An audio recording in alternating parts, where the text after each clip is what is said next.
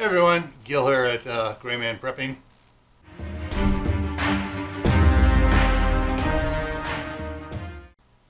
On this episode of Your Prep for Today, I want to talk to you about something that most people don't think about really, because they think, oh, I got some of these here, I can pick up anywhere. Paper book matches. We have several boxes of paper book matches stored away in Ziploc bags so they're kept nice and dry, because hey, you never can tell when things are going to go south and you're going to need some way to start a fire. All right, and if you have a natural gas or propane stove, and right now it takes an electric, it comes with the fancy electric starter on it.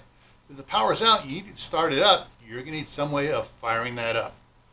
And I remember growing up as a kid, whenever the pilot light got blown out on the stoves and stuff, we'd light it up again. Well, we didn't have Bic lighters back then. We had Zippos, but that was kind of hard to do it. A paper match, light it, lift up the thing, stick it back in there, and it would light up your pilot light. Same thing for your hot water heaters.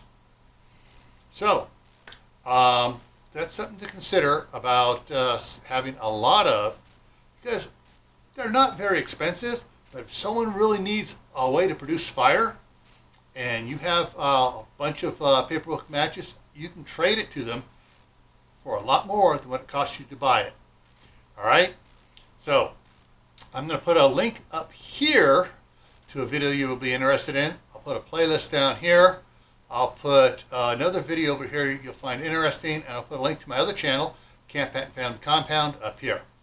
Take care.